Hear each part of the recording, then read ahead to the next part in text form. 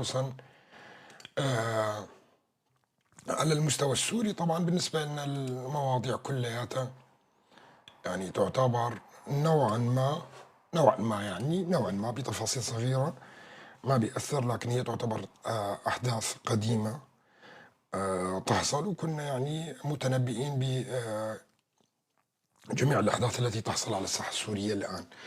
طبعًا امبارح شفنا التصريحات اللي خرجت آآ من مستشار ترامب، واليوم ووضح مرة تانية تصريحات هامة للغاية بأنه ترامب يعني يضع عينه على الساحل السوري، وهذا هام للغاية جدا.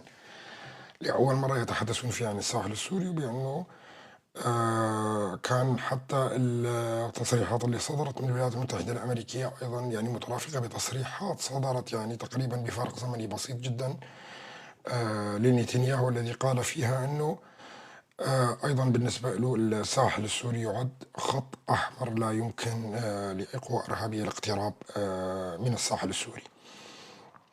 طبعا بنشوف نحن أيضا على وسائل التواصل الاجتماعي وأيضا على وكالات الأخبار، ويتناقله الكثير من السياسيين اللي موجودين، يعني سواء العرب ولا غيرهم، أيضا أحداث تتسارع بشكل كبير جدا ب ظهور مرة أخرى التنظيمات الراديكالية اللي محسوبة على رقم 11، أو اللي محسوبة بالأساس على السلفية الجهادية يعني. وتتعدد التنظيمات الآن، ووصلت إلى تقريبا 6 تنظيمات اللي أعلنت عن نفسها يعني.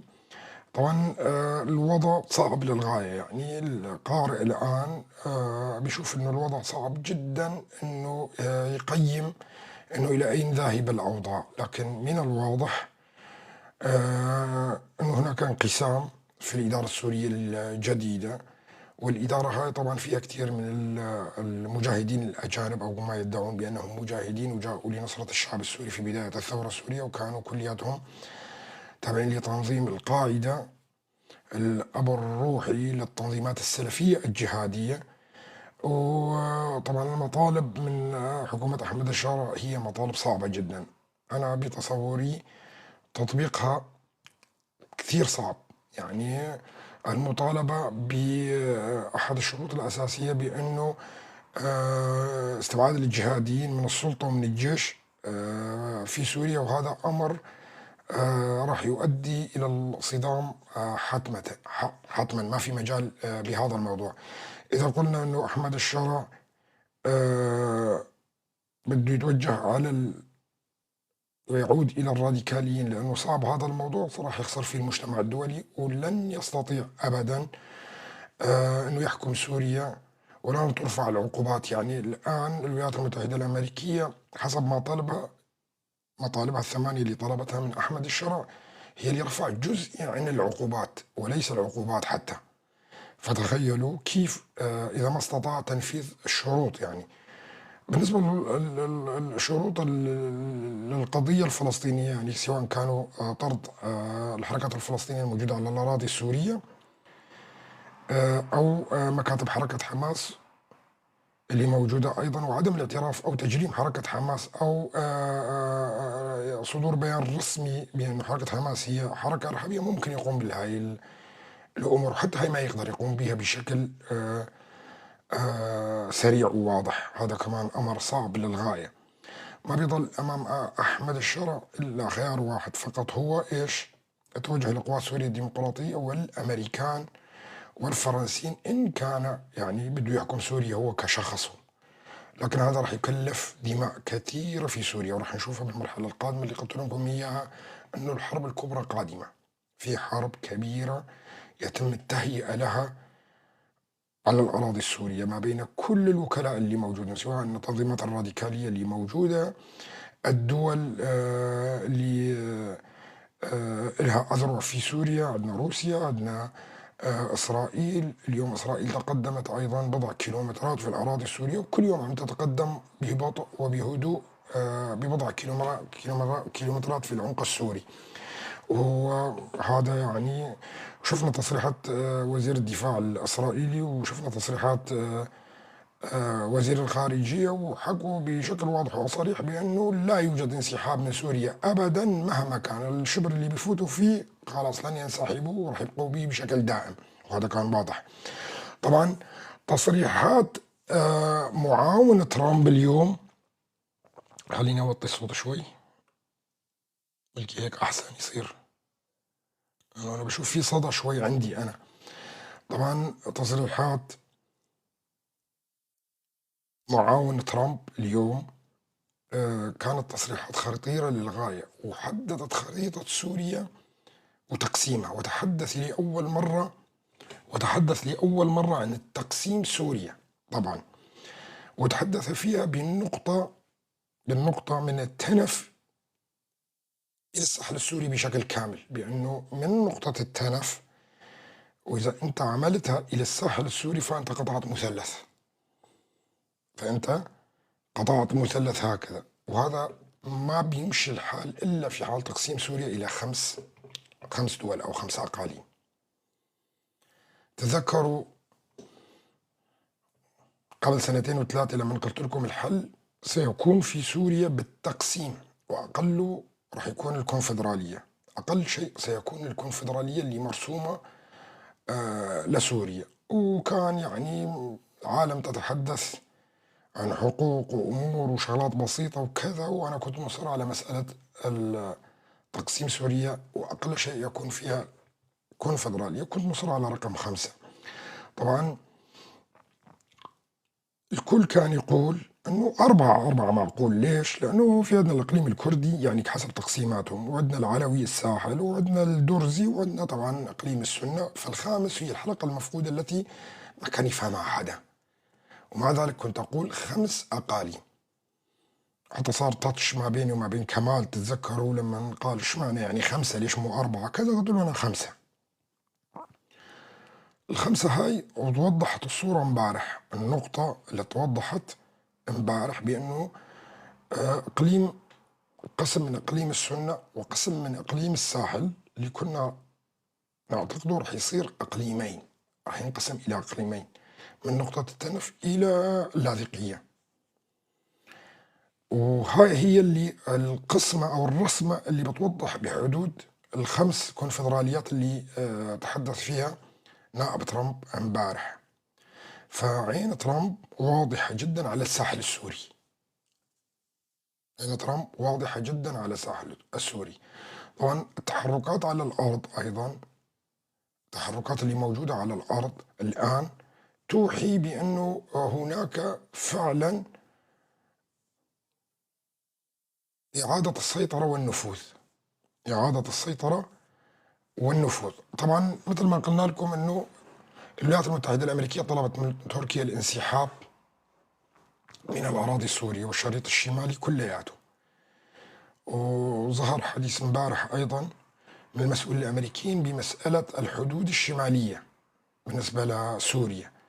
طبعا بكل أحاديثهم أيضا يطلقون جملة واحدة، وهي مع حلفائنا الموجودين على الأرض، ولا يوجد لديهم حلفاء على الأرض إلا قوات قسد، وهذا أمر معروف تماما.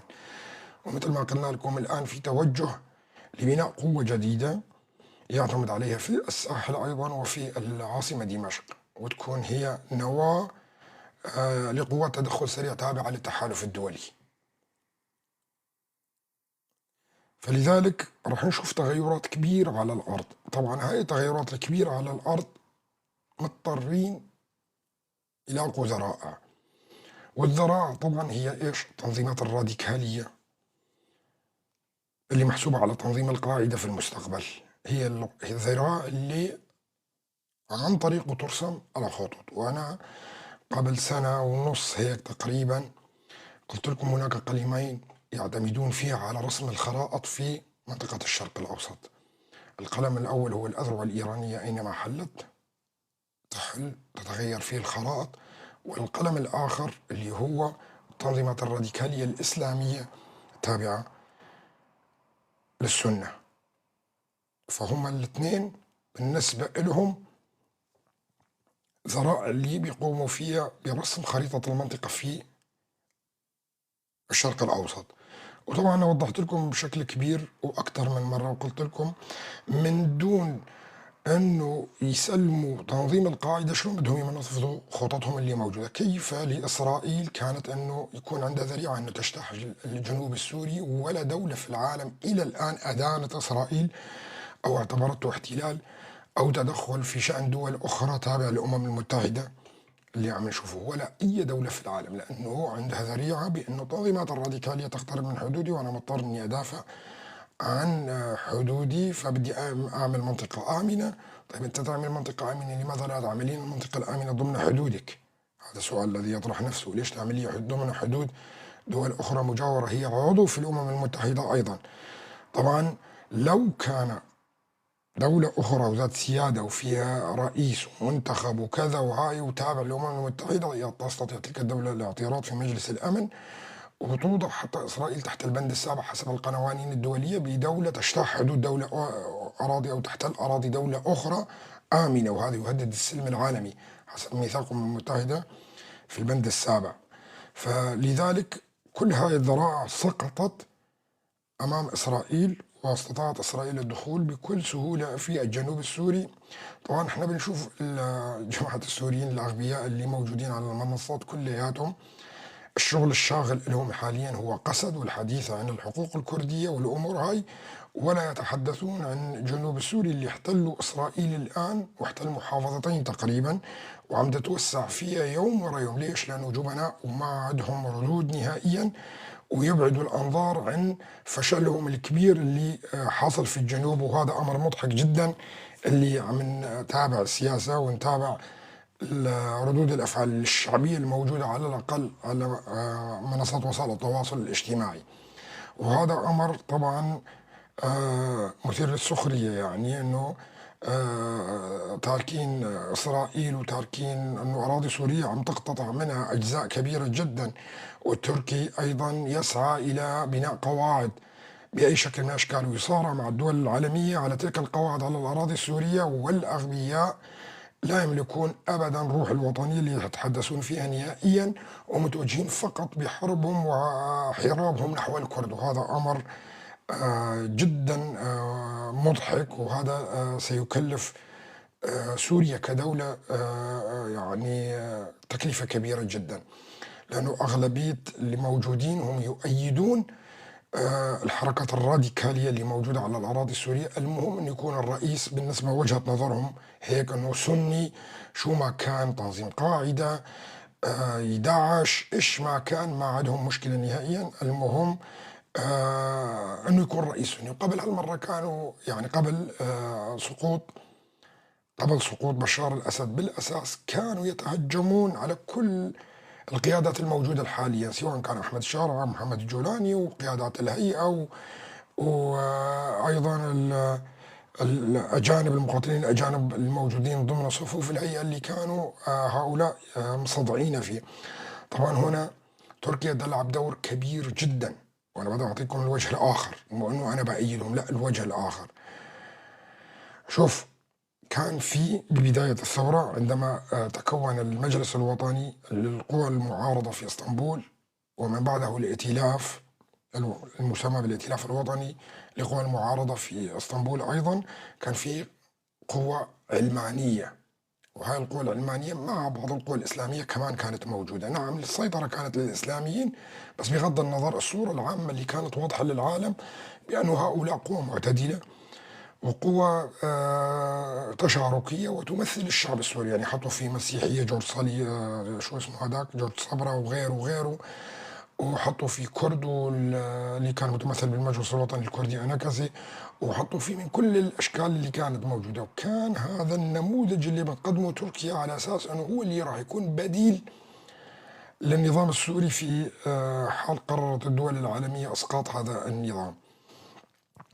طبعا خلال السنوات اللي راحت وباللقاءات اللي حصلت في سوشي وأستانا وغيرها تم تقريبا إلغاء تلك المعارضة واستبدالها بمعارضة تركمانية رويدا، ودخل فيها الإخوان المسلمين بشكل أكبر، وأقصوا فيها كل المعارضات بعدة ذرائع من اللي قدم استقالته واللي مات واللي شبعوا أموال وقالوا له روح اترك السياسة أنت وعيش حياتك وغير هيك. المهم فاللي قضى على الجسم المعارض اللي كان ممكن يكون هو البديل أمام الدول العالمية ومقبول هو تركيا حقيقة.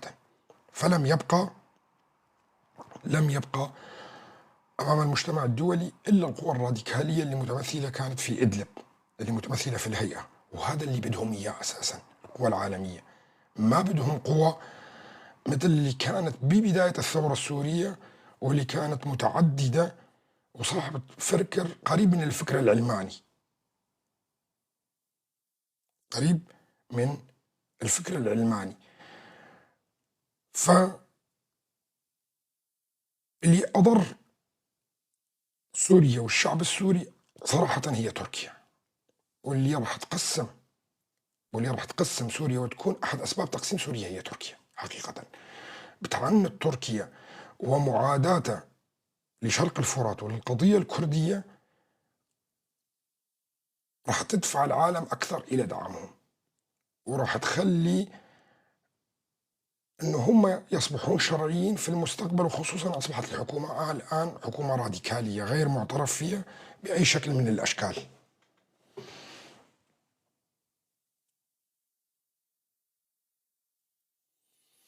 فلذلك أكبر خدمة قدمت لنا إياه هي تركيا صراحة. تركيا صح كتير حاولت أنه آه، دمرنا، كتير تصريحات كذا، حركة أمام العالم كلياته بوقف الدعم بالقضاء على تجربة الإدارة الذاتية الموجودة في شرق الفرات. لكن هذا كله ما كان يؤدي إلى غير أنه يؤدي إلى قوة الإدارة الذاتية وقوات قسد اللي كانت موجودة في شرق الفرات، وهذا كان يزيدها إصرار وقوة لحتى تتشرعن أكثر وأكثر. طبعا كانت هاي العداء اللي بيعملوا الأتراك ما كانوا بيشتغلوا سياسة نهائيا، كانوا يشتغلوا بغباء كبير جدا، أدى إلى إيش؟ إلى نتائج عكسية بشكل كبير، وارتدت على تركيا، وارتدت عليها بشكل كبير جدا، ولم يبقى على الأرض. يعني حتى الأتراك تقريبا قضوا على كل القوى اللي موجودة على الأرض، ولم يبقى إلا الراديكاليين والقوات سوريا الديمقراطية المتمثلة بالفكر القريب من الفكر الغربي اللي يتقبل كل الأقليات ويتقبل كل الأفكار اللي موجودة على الأرض، أو القوميات أو الأديان أو الإثنيات اللي موجودة على الأرض. وهذا بالنسبة للأتراك كان يعني غلطة كبيرة جدا. كانت تستطيع عن طريق السياسة أنه تحتوي كل تلك القوى، وكانت تستطيع أن تبني قوة بعيدة عن القوى الراديكالية وتعتمد عليها. لكن الخطأ الفادح اللي عملته كلفها الكثير. طبعا هذا ارتد عليها بشكل كبير جدا، عدائها للقضية الكردية ولشرق الفرات تسبب في تنازلات كبيرة جدا بالنسبة للأتراك، سواء أمام الروس أو أمام الأمريكان، أمام قوى عديدة. فلعب على التناقضات اللي موجودة ما بين القوى العالمية. طبعا أنت لما يكون حجمك ليس بحجم تلك القوى ستكون يعني فريسة سهلة بالنسبة لتلك القوى، وسيتلاعبون بك من كل الجوانب، وهذا ما حدث.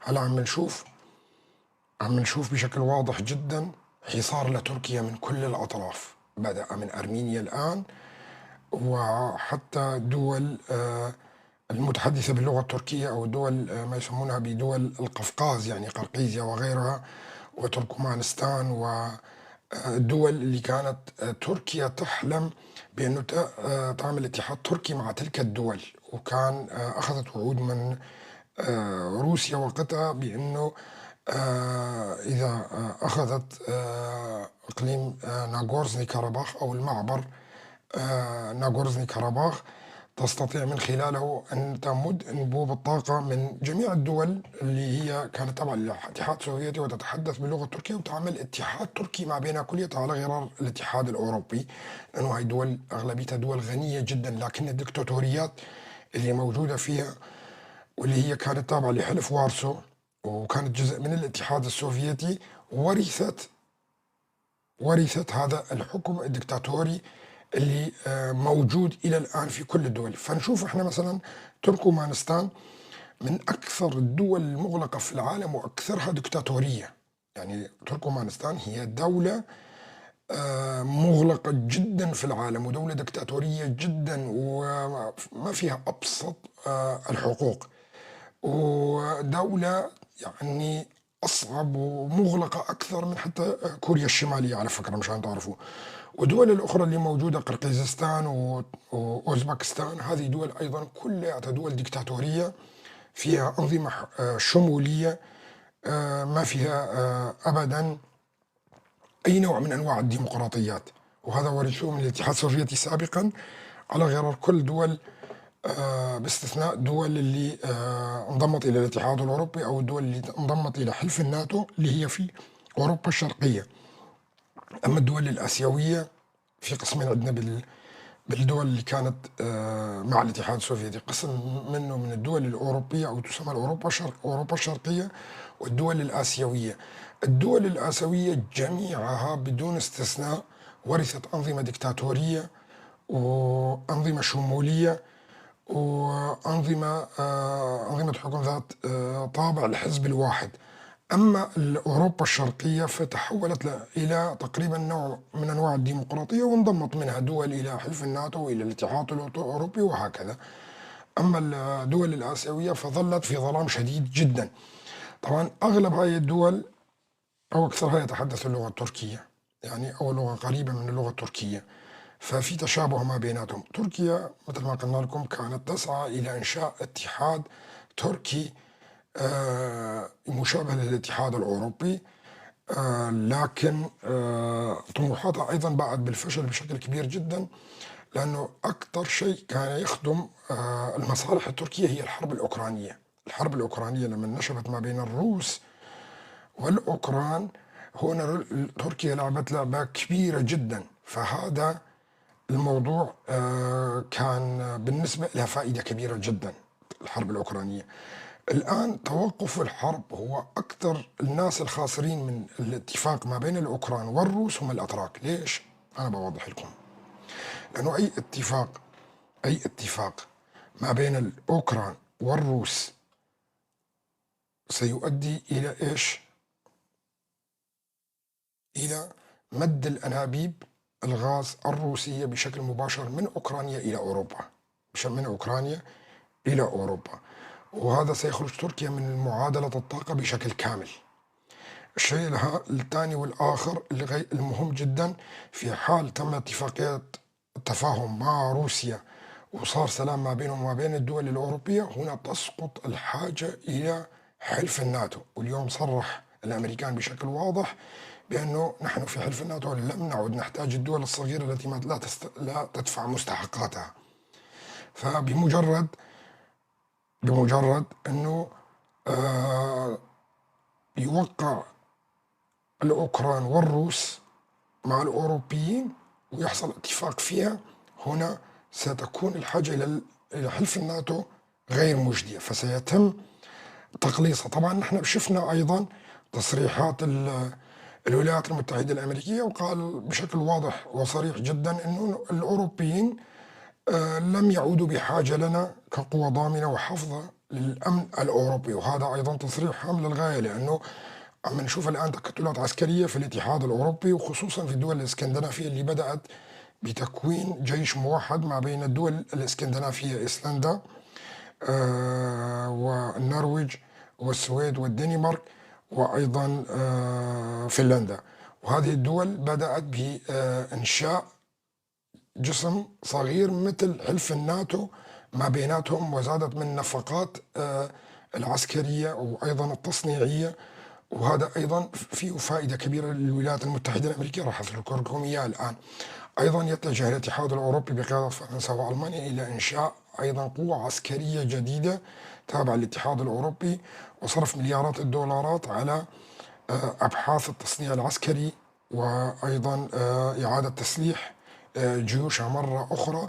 وهذا سيؤدي بكل وضوح أيضا أنه ما بقى في حاجة لحلف الناتو أساسا، وأساسا روسيا أصبحت دولة صديقة، وممكن نشوف أيضا دعوات لروسيا في المستقبل للدخول بالاتحاد الأوروبي، وهي راح تكون مفارقة أيضا هامة للغاية. فموازين القوى في العالم تغيرت، وأيضا الدول المعادية لبعضها أيضا راح يتغير شكلها بشكل كبير. هلا هون الفائدة لأمريكا اللي قلت لكم بعد شوي راح أقول لكم إياها، الفائدة كبيرة جدا، لأنه كل هالدول هاي بالنهاية راح تشتري الأسلحة من الولايات المتحدة الأمريكية. على الأقل راح تشتري الطيارات الحديثة، راح تشتري بعض التكنولوجيات العسكرية، وهي نفسها أيضا تقوم بصناعة وأبحاث جديدة أيضا في المجال العسكري، وتصنع هي كمان، لكن راح تكون محتاجة الولايات المتحدة الأمريكية بشراء السلاح بشكل مباشر من الولايات المتحدة، وهذا طموح الولايات المتحدة أساسا. فحلف الناتو بالنسبة إلى لم يعد مجدي، حلف مكلف. فك هذا الحلف سيؤدي إلى شراء السلاح بشكل مباشر من الولايات المتحدة الأمريكية، وخصوصا إذا كانت القوة هاي يعني قوة غنية جدا مثل دول الاتحاد الأوروبي أو دول الإسكندنافية، وهي قادرة تدفع وقادرة تأخذ السلاح من دون ما أنا أجي أدافع عنك، أو مضطر إني أدخل جيوشي أيضا في معارك وقواعد عسكرية في أراضيك وعلى غرار الحلف الناتو اللي موجود، وهي تكاليفها عالية جدا. احنا بنشوف إنه سياسة الولايات المتحدة الأمريكية تتجه إلى سياسات التقشف الاقتصادي، يعني تخفيف الأعباء المالية في كل مكان. شفنا من الناحية العسكرية راح تحط هي قواعدها في المناطق النائية، يعني مثل سوريا، مثل أفريقيا، مثل الدول هاي، وما تكون متواجدة في الدول اللي مثل الاتحاد الأوروبي هاي اللي بتكلفها مبالغ كبيرة جدا، لا تروح تحافظ على مصالح في مناطق أخرى، وبنفس الوقت هي بتحصل على الأموال اللي بدها إياها من الاتحاد الأوروبي. في شيء هام للغاية لازم تعرفوه أيضا، بأنه الولايات المتحدة الأمريكية سلاحها عكس السلاح الروسي. لا تستطيع أي دولة تشتري السلاح من الولايات المتحدة الأمريكية استعمالها ضد أي دولة لا ترغب فيها الولايات المتحدة الأمريكية، لأنه في الشفرات تبعيتها اللي هي عبر الأقمار الصناعية تستطيع إيقاف تلك السلاح في أي لحظة. أما السلاح الروسي ما عنده هاي التقنية. السلاح الروسي بتقدر تشتريه وتستعمله فورا وضد من تشاء. هاي المفارقة ما بين السلاحين، يعني بمعنى أنه الولايات المتحدة الأمريكية نعم طبيعة طيارات F-16، بس المالك الحقيقي لها ليس أنت، لأنه في أي وقت هي قادرة على إيقاف شفرات تلك الأسلحة، ولا تستطيع استخدامها ضد الولايات المتحدة أو أي دولة لا ترغب فيها الولايات المتحدة الأمريكية، أو توقف أي حرب بدها إياه. وهذا يعطيها هيمنة هائلة جدا في المستقبل، وهذا اللي راح يخليها تقريبا هي سيدة العالم بكل الأحوال. يعني حتى لو اشتريت السلاح من الولايات المتحدة الأمريكية، أنت أساسا ما أنك قادر تستخدمه ضد الولايات المتحدة الأمريكية نفسها أو أي دولة لا ترغب فيها الولايات المتحدة الأمريكية. هلا كثير من الناس راح يكتبوا لي انه طيب يروحوا يشتروا من روسيا واحسن وكذا وهاي، لانه لا، الكفاءة مختلفة تماما. يعني الكفاءة مختلفة تماما، وأغلب الأسلحة الأمريكية هي مضادة للأسلحة الروسية. يعني لذلك مضطرين لشراء السلاح الأمريكي، لأنه هو السلاح اللي مضاد للسلاح الروسي أساسا، وطور على أساس السلاح الروسي. فكل مثلا ما كانت روسيا تخترع صواريخ جديدة أو عابرة للقارات أو أي شيء، كانت الولايات المتحدة الأمريكية رأسا تخترع المضاد لها. فالمسألة مسألة تقنية ليست سهلة بكل سهولة. يعني نقول خليهم يعتمدوا، كل دولة تعتمد على السلاح الروسي ويتخلوا عن السلاح الأمريكي، لا يستطيعون بهاي الحالة نهائيا. فلذلك هم مضطرين على التعامل مع الولايات المتحدة الأمريكية، وهاي بيجيب لها مثل ما قلنا لكم فوائد كبيرة جدا للولايات المتحدة الأمريكية. فالفترة القادمة راح نشهد فيها إعادة التحالفات الموجودة بالعالم كلياته، يعني انهيار أحلاف، انهيار مؤسسات. وأنا تحدثت لكم إنه الأمم المتحدة حتى هاي بدها تسحب حال الولايات المتحدة الأمريكية، ما ضل حاجة إلها بالأساس، لأنه موازين القوى ما بين الدول تغيرت بشكل كامل. فالولايات المتحدة الأمريكية لم تعد تحتاج إلى الأمم المتحدة اللي بتصرف عليها أكثر من 20 مليار دولار في السنة لحتى تستصدر منها قرار بمجلس الأمن. الآن هي أصبحت سيدة العالم، والفوارق ما بينها وما بين الدول الأخرى أصبحت هائلة جدا. ومسألة الآن رفع الجمارك على جميع الدول العالمية هي ما إلا مراوغة لحتى تتفاوض مع الدول لتجبر الدول على شراء المنتجات الأمريكية والنفط الأمريكي والأسلحة الأمريكية، كما ترغب لحتى تقلل من الجمارك عليها. طبعا شرحنا في مناسبات عديدة جدا بأن الولايات المتحدة الأمريكية تسيطر على كل شركات النقل بالعالم، وشركات التأمين بالعالم، وشركات الطيران بالعالم، وأيضا يعني العديد من البنوك العالمية اللي بتسيطر على جميع مفاصل الاقتصاد العالمي. فهي قادرة أنه توجه العالم كلياته أينما تشاء. فالفوارق أصبحت كبيرة جدا، يعني واللي بظن بيقول لك والله الصينيين راح ينافسوا ولا غيره راح ينافسوا، ولا أحد يستطيع أن ينافس أبدا، لأنه الفوارق هائلة أصبحت، وتحتاج إلى مئات السنوات لحتى الدول تطور حالها وتصل للتكنولوجيا اللي وصلت إلى الولايات المتحدة الأمريكية. فنحن في المرحلة القادمة راح نعيش مرحلة هامة للغاية، وهي مرحلة القطب الواحد. يعني أمريكا هي اللي راح تدير العالم كلياته. حتى الصين مهما عملت ومهما بلغت من قوة ومهما بلغت بالتجارة، في النهاية سترضخ الولايات المتحدة الأمريكية. واليوم أيضا شفنا أنه كثير عم يتحدثون فيها عن البضائع الرخيصة اللي تقوم الصين بتوريدها على العالم كله، ويجب عليها التوقف على هكذا نوع من البضائع. وهذا طبعا سيؤدي إلى تكبيل الاقتصاد الصيني في الفترات القادمة. وشفنا احنا التشجيع اللي عم بيتم للهند الآن من الولايات المتحدة الأمريكية، وتطلب من كل شركاتها تقريبا الانتقال من الصين إلى الهند. وحتى التعريفة الجمركية اللي وضعتها على الهند يعني لا تتجاوز 25%، وهي تعريفة عادية جدا بالنسبة إلى كانت سابقا فرضتها حتى على الصين، لكن الصين فرضت عليها 145%. فستضطر الشركات كلها اللي موجودة واللي بدأ الأيدي العاملة الرخيصة وضرائب أقل كلها تتوجه إلى الهند مرة أخرى، لأنه الولايات المتحدة الأمريكية تعمل توازن ما بين الهند والصين. وهذا أمر هام للغاية راح نشوفه بالفترة القادمة. يعني هي بدها عدة قوى مثل الصين، ولن تعتمد على قوة وحدة فقط. يعني كان قبل في بس الصين اللي بتصدر العالم كلياته، الآن عم تدخل الهند بشكل تدريجي إلى سوق العالمية لمنافسة الصين في المنتجات الرخيصة اللي بتنتجها الصين. وهذا راح يغير أيضا من خارطة التوزع في العالم. طبعا هنا بدنا نيجي نتحدث عن أمر هام للغاية، اللي هو المعابر الاقتصادية اللي وقعتها مع الشرق الأوسط، اللي عن طريق الموانئ الهندية. يجب أن تكون هناك شركات كبيرة جدا منافسة للشركات الصينية لحتى تفعل تلك المعابر اللي كانت تتحدث عنها الولايات المتحدة الأمريكية. وتم التوقيع على اتفاقية في قمة شنغهاي الأخيرة، وتلك المعابر اللي ستقوم بها نقل البضائع من الموانئ الهندية إلى الخليج العربي، ومنه إلى إسرائيل، ومنه إلى أوروبا. فهاي الخطة تحتاج إلى وقت لحتى يطوروا فيها الهند والصناعات الهندية اللي موجودة فيها. الآن بدأ هذا المشروع، وأعتقد أنه خلال العام القادم، مو هذه السنة، العام القادم أو بداية العام القادم سيبدأ المشروع المعابر الاقتصادية من الهند إلى أوروبا وتفعيل تلك المشاريع. في هنا عندنا شيئين مهمين. الأول هو تهيئة هذه المعابر اللي موجودة في الهند ومد الخطوط تبعيتها والعمل عليها، وتهيئة الشرق الأوسط.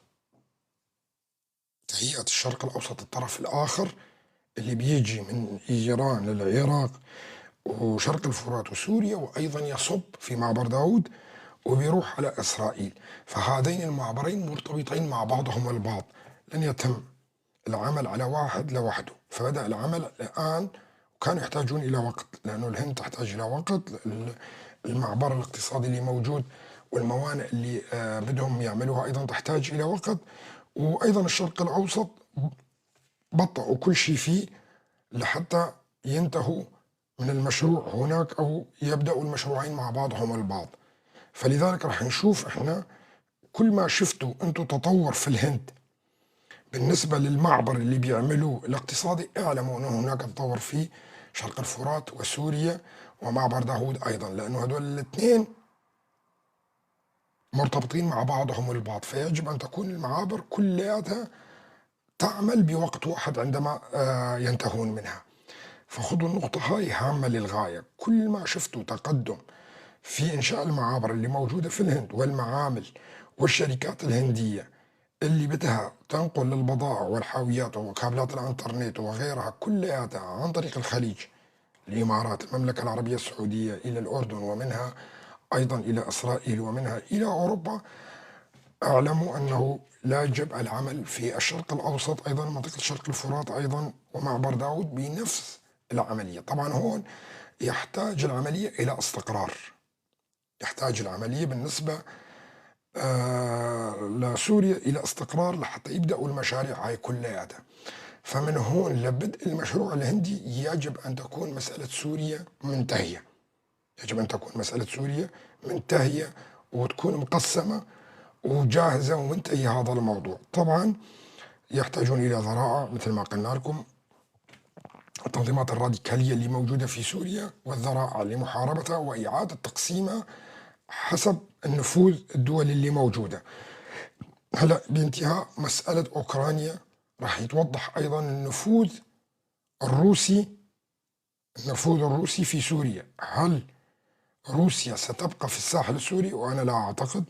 ممكن يكون لها فقط القواعد، ميناء طرطوس مثلا الأمريكان يعطوها إياه، بس الأمريكان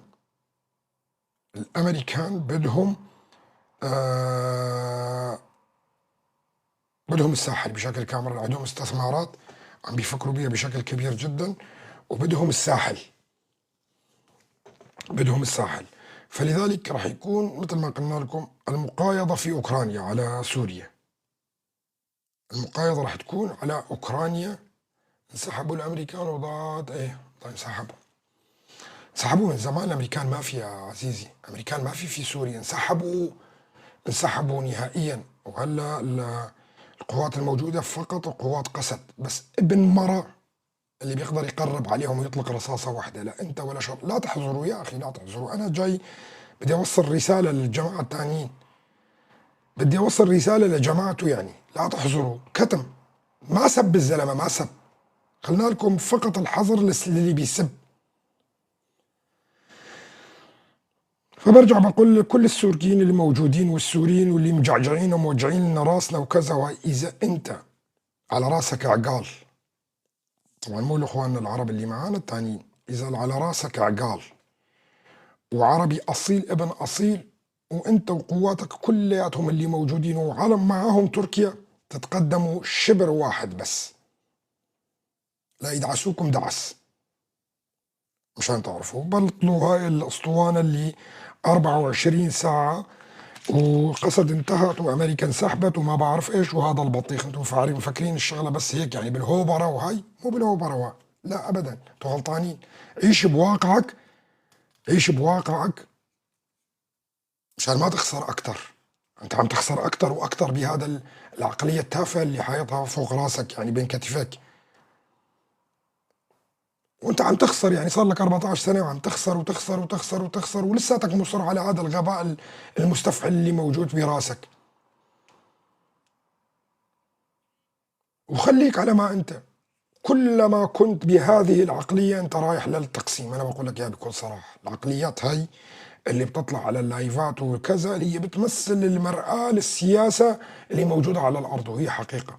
وكل ما كانوا بهذا الشكل هن راح يكونوا مسرعين بتقسيم المنطقة كلها. أتمنى منك أخي السوري أن تكون طائفي، وقومي وشوفيني وبعثي وإسلامي راديكالي، وأنا بأيدك على بني أمية، وأتمنى أنك تنشئ دولة بني أمية واشتغل عليها، لأنه هذا كلياته راح يؤدي إلى تقسيم سوريا، وأنا بدي سوريا تتقسم. أنا في انفصالي انقسامي شايل السكينة والمقص وماشي، وبستناك أنت تخربط مشان أقص هذاك المكان واستأصله. عزيزي العربي، اللي أنت بهذا الفكر اللي ما بيتقبل غيرك نهائيا، وما بتتقبل غير إن نفسك وشخصك، أنا بأيدك بكل القوة بأنك تنشئ دولة بني أمية، وأتمنى أنك تجلب كل الجهاديين والراديكاليين اللي موجودين في العالم، وبأيدك على الأمة العربية، وبشجعك جدا أنه تقف مع أخوانك الفلسطينيين وخصوصا في غزة، وهذا واجب ديني وأخلاقي وإسلامي وعروبوي. وإذا أحمد الشرع راح وقع على إسرائيل وكذا وهاي، هذا أكبر خائن للقضية العربية والقضية الإسلامية والقضية الفلسطينية. فأتمنى أنك تكون أشد من هيك وأقوى من هيك، ولا تقبل حدا نهائيا من الشعوب الأخرى اللي موجودة. فهمت علي شلون؟ وسوريا عربية، أنا بأيدك. سوريا عربية سنية أموية، وأنا بأيدك بهذا الكلام. وكل ما كنت هيك بيكون أفضل لسوريا طبعا. على كل، بنشوف تصريحات كتير، أمور كتير، مسائل كتير. أنا اليوم بدي شوي آخذ من جيستات معاكم، لأنه صار لي فترة طويلة ما عم باخذ. بنشوف بس الأسئلة وهاي، ونشوف شلون أصبح الوضع الآن مع مسألة الجيستات وهاي. وإذا في أسئلة مهمة ممكن أنا من خلالها أجاوب أكتر كمان لكل الأمور اللي بتحصل على الأرض. طبعا حديث طويل مثل ما قلنا لكم. مسألة سواحل سوريا متحلقة بالسواحل في شمال أفريقيا بالنسبة للروس، مشان تعرفوا. قلت لكم في تحركات كبيرة جدا في مالي والجزائر، محاولة لقطع الإمدادات الروسية إلى وسط أفريقيا، وهذا أمر خطير جدا بالنسبة للروس. بس بعتقد هي مجرد ضغوط بسيطة جدا عم بيلعبوها على الروس، لحتى انه الروس ما بيتعنتوا كتير بالاتفاقيات بالنسبة لأوكرانيا. على فكرة برجع بكرر مرة تانية، لابد من التخلص من زيلينسكي، ورح نشوف بالفترة القليلة القادمة بأنه رح يقرروا، بيقول لك زيلينسكي لا يستطيع أنه يوافق على كل شروط الولايات المتحدة الأمريكية وروسيا، فلذلك زيلينسكي سوف يستقيل، وراح يعملوا هيك سلام مؤقت لفترة معينة، يعيدوا الانتخابات فيها في أوكرانيا مشان تطلع حكومة جديدة في أوكرانيا، وهي اللي بتوقع أنه على أساس أنه هي منتخبة وشرعية. طبعا زيلينسكي ولايته منتهية، لكن ولايته تمددت ليش؟ من زمان طبعا، مرتين تمددت بسبب الحرب مع روسيا. بسبب الحرب مع روسيا زيلينسكي لا يستطيع التوقيع على معاهدة سلام مع روسيا. زيلينسكي لا يستطيع، لا يمتلك الشرعية. فالحل الوحيد هو التخلص من زيلينسكي بأي شكل من الأشكال. أعتقد أنه استقالة راح تكون، أو إعادة انتخابات مثلا، حتى مو استقالة، ممكن أنه بدنا نسوي انتخابات في أوكرانيا، وبيصير فترة سلام، وياخذوا ضمانات من روسيا انه ما بنوقف الحرب، بنسوي انتخابات في اوكرانيا كذا. بيسووا انتخابات، بيجي واحد شخصية جديدة في اوكرانيا تحكم، والشخصية الجديدة هذا منتخب وشرعي، بيجي بيوقع مع الروس، وتنتهي القضية وتنحل المشاكل كلياتها يعني. واحنا نشوف تصريحات وزارة الخارجية والناطقة باسم وزارة الخارجية اليوم لمحت على انه الرئيس تعب، الرئيس ترامب تعب كتير وما بقى يستحمل الوضع، ولا بد من حل القضية تبعيت اوكرانيا، وهذا امر يكلف الأوكران يعني أرواح كثيرة، ويكلف الروس أيضا أرواح كثيرة. وإذا ما صار سلام ستستمر الحرب إلى 5 أو 6 سنوات أخرى، وهذا كلياته تمهيد. هذا كلياته تمهيد للمرحلة القادمة اللي راح تحصل فيها. راح نشوف راح نشوف الفترة القادمة كل هاي الأخبار تتصدر وكالات الأخبار العالمية، وهاي النقطة احفظوها تبعت زيلينسكي وانتخابات جديدة وكذا. وأنا حاكي لكم بالأساس الاتفاق شلون راح يصير على ال4 أقاليم، وجزيرة القرم راح يعطوها على روسيا، وكفى الله شر القتال وانتهى الموضوع. صفحات المرتزقة شو بناشرين؟ قائد ميليشيات قسد مظلوم عبده يجتمع مع وزير الخارجية الفرنسي في مدينة أربيل العراقية. قائد ميليشيات يجتمع مع وزير شوف الغباء اللي قلت لكم عليه. كل ما كانوا هؤلاء أغبياء، وكل ما كانوا هؤلاء متعنتين بالأفكار هاي تبعيتهم، فاعلموا بأننا نحن على طريق الصح. اعلموا بأننا نحن على طريق الصح.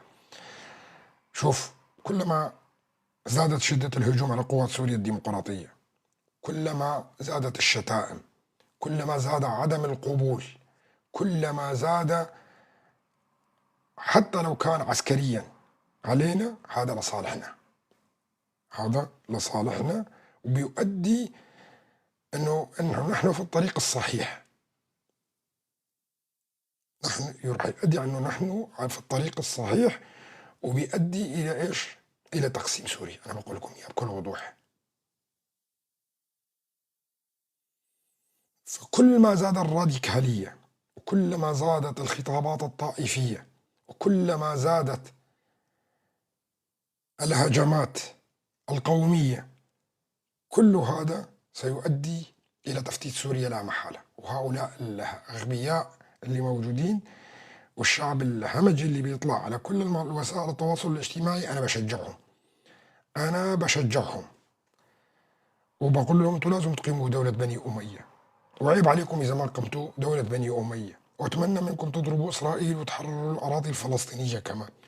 وأتمنى من حضراتكم أيضا أنه تعتمدوا على تركيا بشكل كبير، لأنه تركيا هي الصديق الوحيد لكم على فكرة، والحليف الوحيد لكم. ونشوف أنتوا أقوى من إسرائيل وأقوى من أمريكا، وأنتوا يلي مو بتقولوا ركعنا الروس، أنتوا ركعتوا الروس. بنظركم الروس أقوى من الأمريكان. فأتمنى تكونوا على هذا النفس طويلا وتستمروا عليه، وهذا هو الحقيقة يعني كما تعتقدون طبعا. وأتمنى تروحوا تحرروا العراق كمان من الإيرانيين من الشيعة، بتكون كمان بطريقكم. هم أهل الحضارة وأهل العلم وأهل كل شيء. نعم.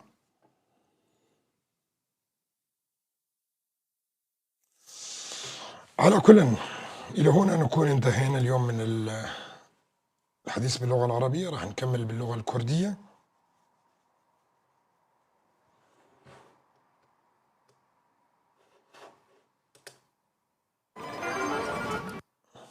بس ناخذ استراحة بسيطة جدا ونعود لكم مرة أخرى.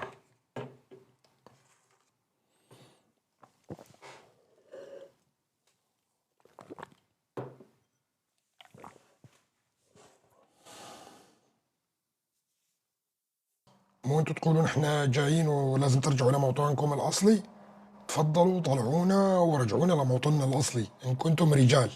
روبيو يتحدث عن حلف شمال الأطلسي. إن حلف شمال الأطلسي الناتو جيد طالما كان الناتو تحالفا دفاعيا حقيقيا، وليس الولايات المتحدة ومجموعة من شركاء الصغار الذين يقومون بدورهم العادل. فهمتوا؟ الولايات المتحدة، وزير الدفاع بيت هيغث لم يعد بإمكان الولايات المتحدة أن تكون الضامن لأمن أوروبا. قال رئيس الوزراء الإسرائيلي بنيامين نتنياهو إنه لن يقبل بقيام أي خلافة على الشاطئ المتوسط، موضحا أن الرد الإسرائيلي لن يقتصر على اليمين بل سيمتد إلى لبنان وبقية الجبهات.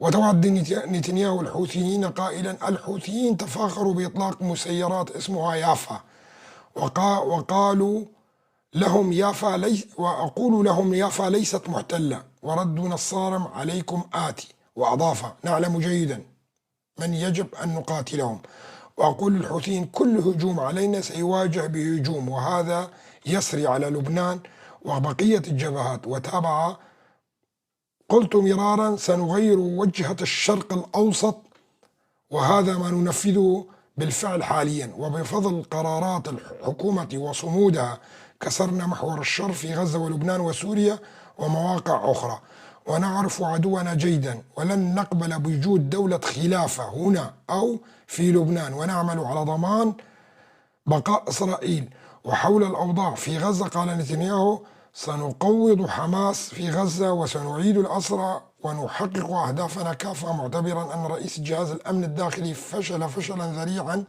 أبان هجوم 7 أكتوبر. لا، ما تزبط. إلى الأبد، إلى الأبد يا أحمد الشرع. مو كانت إلى الأبد، إلى الأبد يا حافظ الأسد، هلا صارت إلى الأبد، إلى الأبد. بدنا شغلة تانية تزبط معاها. يا شرع شو؟ يا أحمد الشرع. مو هيك؟ ما بتزبط والله، مو حلوة، ما بتزبط. إلى الأبد، إلى الأبد يا شرع القاعدة، كمان ما بتزبط. إلى الأبد، إلى الأبد يا شرع الجولاني، ما بتزبط.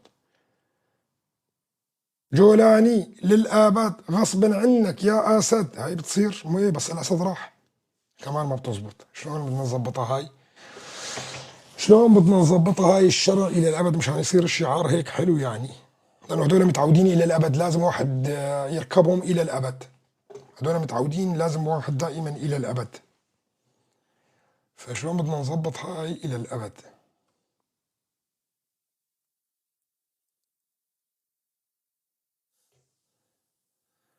الشرع أو إلى الفرع.